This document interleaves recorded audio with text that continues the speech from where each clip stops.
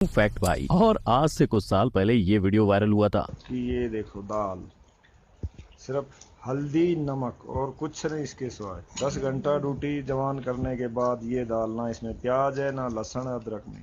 गेहूं के जड़े हुए पराठे सिर्फ, और चाय का गिलास, और कुछ नहीं, ना अचार ना जाम ना बटर, कुछ नहीं। भारत के जवान की इस बात से सब हैरान थे, पर भारतीय जवानों को ऐसा खाना दिए जाने की वजह है अंग्रेज। कैसे, इसका जवाब आपको जल्द मिलेगा, पर उससे पहले ये सोचो कि आप ठंड में क्या क्या उबाल कर पीते हो। पानी, चाय, सूप। पर हमारे जवानों को ठंड में बर्फ के साथ जूस भी उबाल कर पीना पड़ता है। फिर भी जवानों का अनुशासन इतना सख्त है कि वो उफ तक नहीं करते। और यही बात खुद आपको विकी कौशल द्वारा सुनने को मिलेगी। कहते अरे विकी कोई दिक्कत नहीं, हम आज को आज की तरह जीते हैं, क्योंकि हमें नहीं पता कि कल हमारी तस्वीर कब अखबार में आ जाएगी। He was a 26-year-old captain and वो उन्होंने एक स्माइल के साथ बड़े गर्व के साथ ये बात कही। लेकिन आर्मी मतलब अगर आप सिर्फ अनुशासन समझते हैं तो फैक्ट भाई आपको बता दे कि आर्मी जैसी पार्टी तो शायद हम भी नहीं करते। इंडियन आर्मी की दिवाली बोले तो आर्मी का बड़ा खाना, जिसे गहराई से समझने के लिए चलिए वीडियो शुरू करते हैं। आर्मी के जवानों के लिए बड़ा खाना किसी त्योहार से कम नहीं है, पर आर्मी की कई सारी पार्टीज में से बड़ा खाना में ऐसा क्या खास है। तो देखो, ये वो पार्टी है जहाँ आपको गुलाब जामुन, कश्मीरी हलवा, रसमलाई से लेकर पनीर, चिकन, मटन और मच्छी, यानी जिस भी डिश की विश करो आपको मिल जाएगी। क्योंकि ये इवेंट है ही इतना बड़ा। 2000 जितने सोल्जर्स, उनकी फैमिली और रिटायर्ड ऑफिसर्स सब एक साथ मिलकर इस इवेंट में परफॉर्म करते हैं। नेक्स्ट डे ऑफिसर्स की फैमिली के लिए मेला भी होता है। इस इवेंट का हाईलाइट यही है कि सारे ऑफिसर्स एक साथ आए और उनका बॉन्ड स्ट्रॉन्ग हो, क्योंकि आर्मी का मतलब मैं नहीं हम। और आपको जानकर हैरानी होगी कि इसी बॉन्ड को बनाने के लिए चंद्रगुप्त मौर्य तक अपनी टुकड़ी के साथ बैठकर खाना खाते थे। लेकिन सैनिकों का खाना कितना जरूरी है ये तो आप नेपोलियन से सुनिए। नेपोलियन बोनापार्ट कह गए जमाने से an army marches on stomach. इसीलिए हमारे मिनिस्ट्री ऑफ डिफेंस ने सालाना 1440 करोड़ का बजट सिर्फ और सिर्फ आर्मी राशन का इंतजाम करने के लिए किया है, जिसमें सूखे राशन से लेकर फ्रेश राशन, बोले तो फल, सब्जियां, दूध और चिकन, मटन, मच्छी सेना की टुकड़ी को दी जाती है। यस, मांसाहारी भोजन इंडियन डिफेंस के तीनों ही फोर्सेस का जरूरी मील है। पर इंडिया, जहां दुनिया के सबसे ज्यादा वेजिटेरियन यानी 42% लोग नॉन वेज नहीं खाते, क्या आर्मी ज्वाइन करने के बाद उन्हें भी ये चीज खानी पड़ती है? वेल, इसका एक शब्द में जवाब होगा नहीं। आपके पास आर्मी ज्वाइन करने के बाद भी वेज और नॉन वेज दोनों खाने का ऑप्शन होता है। पर अगर आप मिलिट्री में किसी स्पेशल फोर्स या किसी स्पेशल कोर्स को चुनते हो तो ट्रेनिंग के दौरान आपको जानवरों का मांस खाना ही पड़ेगा, क्योंकि मुश्किल मिशन के दौरान सैनिकों का यही जज्बा उन्हें जिंदा रखता है। लेकिन जब आप मिशन पे नहीं होगे तो आमतौर पे आर्मी में क्या क्या और किस ढंग में खा सकते हो। तो भाई लोग, इसकी शुरुआत सुबह के नाश्ते से करते हैं। सोल्जर्स को सुबह ज्यादा कैलोरीज वाला फूड, जिसमें नॉर्मल नाश्ते के साथ अंडे, आलू के चिप्स और सीजन के मुताबिक फल फ्रूट का इंतजाम होता है। इसके बाद नंबर आता है दोपहर के ब्रेक का, जहां सोल्जर्स को लंच में सीजनल सब्जियां, रोटी और चावल मिलते हैं। उसके साथ वेजिटेरियंस के लिए पनीर की भाजी और नॉन वेजिटेरियंस के लिए चिकन या मटन होता है। एक बार लंच हो गया तो सोल्जर्स अपने अपने शेड्यूल के मुताबिक एक्सरसाइज या ड्रिल में बिजी हो जाते हैं, तब तक जब तक शाम की चाय की घंटी नहीं बजती।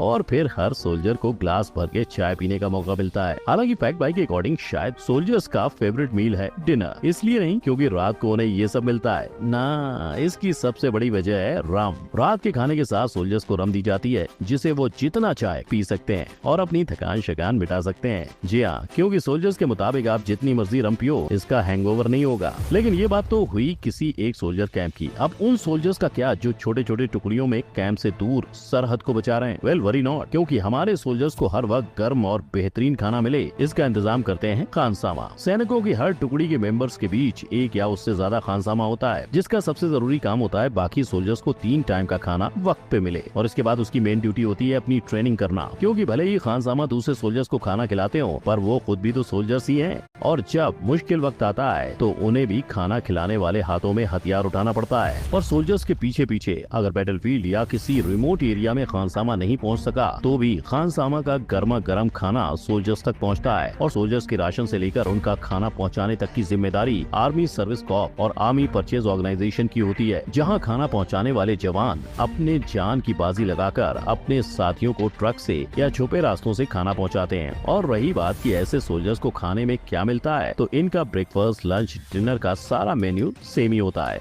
बस इनके केस में टाइमिंग आगे पीछे हो जाती है। जब सोल्जर्स अपनी ड्यूटी पूरी कर लेते हैं तभी वो खाना खाते हैं। सोल्जर्स की ऐसी कहानी सुन के अपने इंडियन होने पे अगर आपको भी गर्व हो रहा है तो ठहरो, क्योंकि अभी दुनिया के सबसे ऊंचे जंग के मैदान की कहानी बाकी है मेरे दोस्त। सियाचिन पे हमारे जवान सही सलामत रहें, इसके लिए हर दिन हमारी सरकार 6 करोड़ खर्च करती है। जी हाँ, ये वो पर्वतीय इलाका है जहाँ जाने से पहले सोल्जर्स को 5 हफ्ते की कड़ी ट्रेनिंग लेनी पड़ती है, जहाँ -30 डिग्री से लेकर -70 डिग्री तक का तापमान होता है और जवान के बर्फ में जमकर दम तोड़ने के लिए सिर्फ एक गलती काफी होती है। अब जहाँ इंसान तक जम जाए वहाँ लोग क्या खाते होंगे? वेल ये देखो, पतीला का अंडे में डाल के गर्म करके पीना पड़ता है। ये ईंट नहीं रियल जूस है जिसे हम चिल्ड पीते हैं, पर सियाचिन ग्लेशियर पे इंडियन जवानों को इसे उबाल कर पीना पड़ता है। यही नहीं, सोल्जर्स को पानी पीने के लिए भी बर्फ को उबालना पड़ता है और उसे पीने लायक बनाने के लिए ये उसमें दवाई डालते हैं। रही बात खाने की तो अंडे, आलू, टमाटर और कांदे उन्हें भी दिए जाते हैं, पर उनका भी हाल कुछ ऐसा होता है। ये देख, इसके अलावा उन्हें पूरे 4000 कैलोरीज मिले इतना खाना दिया जाता है, जो आम इंसान के डेली कैलोरीज यानी 2 से 2500 कैलोरीज से डबल है। और इस एनर्जी के लिए भी उन्हें काफी मेहनत करनी पड़ती है, क्योंकि सियाचिन पे चीता हेलीकॉप्टर महीने में एक बार सोल्जर्स को राशन पहुंचाता है। चीता ही नहीं, इंडिया के बाकी बॉर्डर इलाकों में भी जहां गाड़ियां नहीं जा सकती वहां हेलीकॉप्टर से ही जवानों को राशन पहुंचाया जाता है, जहां से वो उसे खुद या ऊंट जैसे जानवरों का सहारा लेकर अपने बेस पहुंचाते हैं। पर ये सफर और सियाचिन पे सोल्जर्स के 3 महीने की ड्यूटी कितनी मुश्किल है, हम इस बात का सिर्फ अंदाजा ही लगा सकते हैं। अब तक अपनी ड्यूटी निभाते निभाते 900 जितने जवान बिना लड़ाई के मुश्किल हालातों के चलते सियाचिन पे शहीद हुए हैं। इसके बावजूद आज भी सियाचिन पे हमारे जवान डट कर खड़े हैं। यानी इस सब से ये तो क्लियर है कि हमारे जवानों को हेल्दी फूड मिल जाता है। अगर आपको फैक्ट भाई की बात पे यकीन नहीं हो तो खुद जवानों से सुन लो। सोमवार को हमारे को मीट मिलता है, नॉन मीट को पनीर मिलता है और उसको फ्रूट भी मिलता है नॉन मीटर को, और हफ्ते में 3 दिन या कभी 4 दिन भी मिल जाता है हमारे को मीट, और ऐसी पनीर वाले को भी मिलता है। हालांकि ये बात सच है कि इंडियन सोल्जर्स का खाना उनके हायर रैंक ऑफिसर से कम अच्छा होता है, और इसकी कई सारी वजह हैं, जिसमें से एक है अंग्रेज, जिन्होंने शुरुआती दौर में आर्मी के सोल्जर्स और ऑफिसर्स के बीच इक्विपमेंट से लेकर कपड़े, फूड, हर चीज में फर्क किया। और आज हमारी आर्मी में ये चीजें मजबूरी में होती है। भारत को अपना हर सैनिक प्यारा है, लेकिन इसके चलते सैनिकों की टुकड़ी और उनके हायर रैंकिंग ऑफिसर्स की टुकड़ी दोनों को एक तराजू में तोलना गलत होगा, क्योंकि जितने मजबूत ऑफिसर्स होंगे उनके जवानों की टुकड़ी उतनी मजबूत होगी। राइट। साथ ही जैसा हमने जाना, सेना को ऑफिसर्स जितना बेहतर नहीं पर अच्छा और हेल्दी खाना ही दिया जाता है। दुश्मन को उसके घर में घुसकर मारने की जो नई पहल इंडियन आर्मी ने की है, उसकी सच्ची कहानी विकी कौशल की उरी में हमने देखी है। पर उस फिल्म के दौरान उन्होंने सच्चे हीरोज को देखा था, जिसका एक किस्सा ऑडियंस से बताते हुए उन्होंने कहा था कि एक रेजिमेंट ने उन्हें खाने पे बुलाकर देर रात तक उनके साथ पार्टी की थी, और जहाँ वो दूसरे दिन सोने वाले थे, उस रेजिमेंट के जवान कुछ घंटों में फिर से अपनी ट्रेनिंग शुरू करने की सोच रहे थे। जब विकी ने इस पे अफसोस किया तो उन्हें ये जवाब मिला। He said with a smile on his face, कहते अरे विकी कोई दिक्कत नहीं, हम आज को आज की तरह जीते हैं, क्योंकि हमें नहीं पता कि कल हमारी तस्वीर कब अखबार में आ जाएगी। ये बात उन्होंने, and he was a 26-year-old captain, बड़े गर्व के साथ ये बात कही थी। जवानों का ये जुनून और जज्बा जितना हमें प्राउड फील कराता है, उतना ही बॉलीवुड भी इसका दीवाना है। इसीलिए आने वाले वक्त में आपको कई सोल्जर्स की कहानी देखने को मिलेगी। आपने इनमें से किस रियल हीरो की कहानी सुनी है, मुझे नीचे कमेंट में